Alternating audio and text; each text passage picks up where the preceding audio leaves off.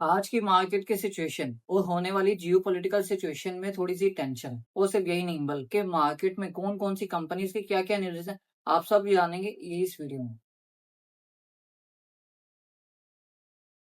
अस्सलाम वालेकुम गाइस, मैं जमशेद, आप देख रहे हैं हाफिज़ मोहम्मद शोएब यूट्यूब चैनल, जहां हम डेली बेसिस पे पाकिस्तान स्टॉक एक्सचेंज से रिलेटेड न्यूज़ एंड अपडेट्स आपके लिए लाते हैं।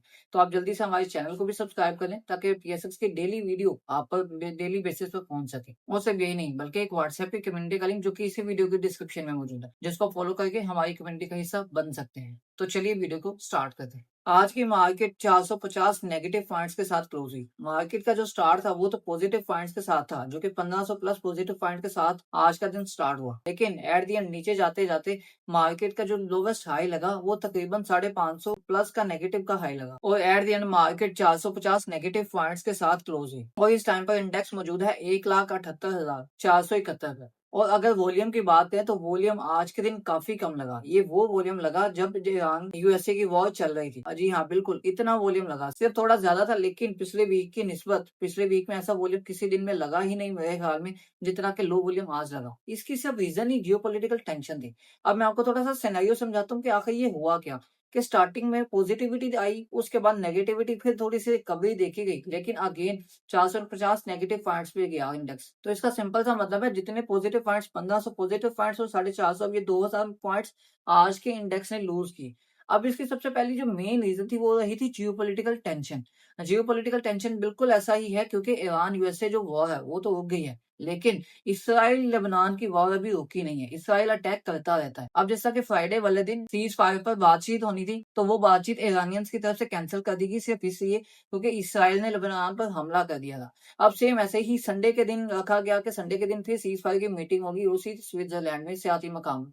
तो अब वो जहां मीटिंग होनी थी, अब मीटिंग के दौरान फिर लेबनान की तरफ से अटैक किया गया और ये न्यूज़ेज़ आने लग गई कि जो ईरानियन जो डेलीगेशन था, उन्होंने वहां से वॉकआउट कर दिया है, कि वो वहां से छोड़कर चले गए हैं और इवन के अपनी कंट्री में आ गए हैं, सिर्फ इसलिए कि सिर्फ लेबनान पर अटैक नहीं हुआ था, बल्कि ट्रंप की धमकियों की वजह से। कि ट्रंप ने धमकियां भी दी थी कि अगर ईरान हमारी बातचीत को पूरा नहीं मानता तो हम अगेन ईरान पर अटैक कर सकते हैं, ईरान को मिटा सकते हैं। बस इस तरह की कुछ धमकियां थी, जिसने ईरानियन डेलीगेशन को वहां से जाने पर मजबूर कर दिया। अब बात तो सिर्फ वो वहां से चले गए, लेकिन कोई भी बात एट दी एंड मुकम्मल नहीं हुई थी, जिसकी वजह से मार्केट ने उसका थोड़ा सा इम्पैक्ट लिया। लेकिन उसके बाद अब काफी ज्यादा जो न्यूज़ेज़ हैं, अपडेट्स जो हैं, वो यही हैं कि जो स्ट्रेट ऑफ हॉर्मुज़ है वो ओपन होने जा रही है, वो ओपन हो चुकी है और मजीद जो ऑपरेशनल है वो मजीद जो एफिशिएंसी है उसकी बढ़ जाएगी। सिर्फ यही नहीं बल्कि ईरानियंस की तरफ से ये एक्सेप्ट कर लिया गया है कि स्ट्रेट ऑफ हॉर्मुज़ भी ओपन हो रही है और हमें जो रिलैक्सेशन देनी थी, जो उनके पैसे रिलीज किए जाने थे, वो पैसे भी रिलीज हो रहे हैं और उन पर जो पाबंदियां थी वो भी थोड़ी थोड़ी खत्म हो रही हैं।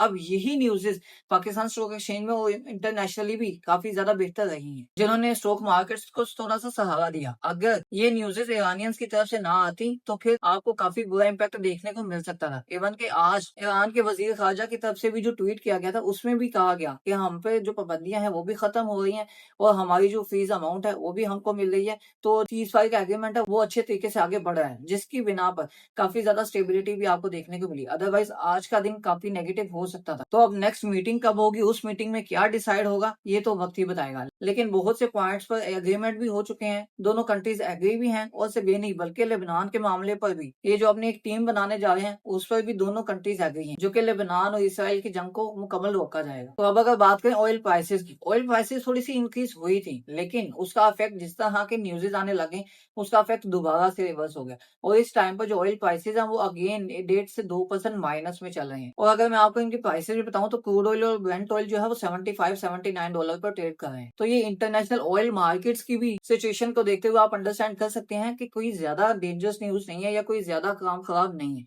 सिर्फ एक चीज है जो कि ईरानियंस के डेलीगेशन की तरफ से ईरान में पहुंचकर बाद में न्यूज़ेस दी गई, जो कि पॉजिटिव न्यूज तो आई थी, लेकिन कुछ नेगेटिव न्यूज़ेस नेगेटिव इस तरह से कि उनका जो ट्रम्प की धमकियां थी उनका रिप्लाई किया गया कि ईरानियंस की तरफ से ये भी कहा गया कि अगर ट्रम्प की तरफ से मजीद कोई धमकी आती है तो हम उसका जवाब भी दे सकते हैं और इवन कि अगर कोई अटैक किया जाता है तो हमारी फोर्सेस भी तैयार हैं। तो सीज फायर सिर्फ तभी हो सकता है जब ट्रम्प की धमकियां खत्म हो। तो ये बयान ने भी काफी पॉजिटिविटी दिखाई और उसी बयान में सीज फायर कंटिन्यू रहना और सीज फायर पे ऐसा कोई असर ना पड़ना, ये टोटल इसमें बताया गया। तो अभी तक सिचुएशन बिल्कुल नॉर्मल है, बस थोड़ा सा प्रेशर इन बातों से आया था। अब अगर कुछ कंपनीज की न्यूज़ेस की बात करें तो सबसे पहले वो कंपनी जो कि पाकिस्तान स्टॉक एक्सचेंज में लिस्ट होने जा रही है, जो कि है सिलेक्ट टेक्नोलॉजीज का आईपीओ, जो कि 22 से इसको जनरल पब्लिक ऑफरिंग होगी इसकी।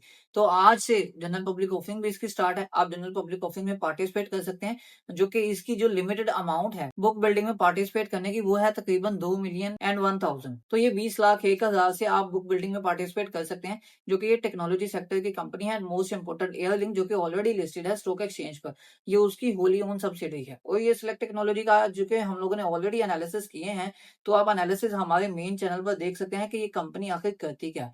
तो ये शॉर्टली अगर बताऊं तो ये Xiaomi के मोबाइल, स्मार्ट टीवी और हाइसेंस की होम अप्लायंसेस वगैरह बनाते हैं। कंप्लीट एनालिसिस आपको हमारे मेन चैनल B1 बिलियनर पर मिल जाएंगे। अब सेकंड न्यूज है लोड्स लिमिटेड को लेकर। जी हाँ बिल्कुल, लोड्स लिमिटेड जो कि एक मैन्युफैक्चरर है रेडिएटर्स की एंड अदर कंपोनेंट्स की, जिसने एक्सप्लोर किया है पाकिस्तान स्टॉक एक्सचेंज पर न्यूज भी पब्लिक की है कि इनकी एक चाइनीज कंपनी के साथ कोलैबोरेशन हो गई, जो कि ये एक्सपेंशन पाकिस्तान के कॉपर सेक्टर में हो गई है। और ये जिस कंपनी के साथ कोलैबोरेशन करने जा रहे हैं वो है Anhui new material technology company limited, जो कि इस कोलैबोरेशन में कॉपर ट्रेडिंग के साथ साथ आपको advanced material manufacturing and technology transfer भी देखने को मिलेगी। और मोस्ट इंपोर्टेंट चिराग पैकेजिंग लिमिटेड, जिसकी एक कंपनी के साथ कोलैबोरेशन करके इन्होंने अपनी जो मशीनी है वो पाकिस्तान में जो लेटेस्ट मशीनी हाई टेक्नोलॉजी की उसको इंस्टॉल किया था, अब वो इंस्टॉल होने के साथ साथ ऑपरेशनल भी हो गई है। अब ये कंपनी के टोटल रेवेन्यूज में कंट्रीब्यूट भी करेगी और टोटल रेवेन्यू में एफिशिएंसी भी दिखाएगी, जो कि आपको कुछ फाइनेंशियल रिजल्ट्स में अगले जो आएंगे उनमें बेहतरी देखने को मिल सकती है। तो इन न्यूज़ेस के साथ साथ अगर हम कल की मार्केट की सिचुएशन की बात करें तो आज की न्यूज़ेस पे डिपेंड करेगी कि कल की मार्केट कैसा परफॉर्म करती है, क्योंकि मोस्ट इंपोर्टेंट कि अगर ईरानियंस और यूएसए की तरफ से नेक्स्ट मीटिंग की भी कोई डेट आती है या उस नेक्स्ट मीटिंग में क्या क्या डिसाइड किया जाएगा और ईरान इसराइल की कशीदगी कम होगी, जो कि इसराइल अगेन लेबनान पर अटैक नहीं करेगा, कुछ इस तरह की इंप्रूवमेंट्स आती हैं तो आपको थोड़ी बेहतरी देखने को मिलेगी। अगर कोई इंप्रूवमेंट नहीं आती तो आपको एक रेंज बाउंड सेशन इसी तरह देखने को मिल सकता है। अदरवाइज की नेगेटिविटी आएगी तो आपको मार्केट में नेगेटिविटी ही देखने को मिलेगी। लेकिन आपकी इस पर क्या राय है, आप अपनी राय कमेंट सेक्शन में लाजमी दें। आपको वीडियो कैसी लगी, वीडियो को लाइक और दूसरों की हेल्प के लिए शेयर करें। मजीद ऐसी वीडियोस को देखने के लिए इस चैनल को सब्सक्राइब करें।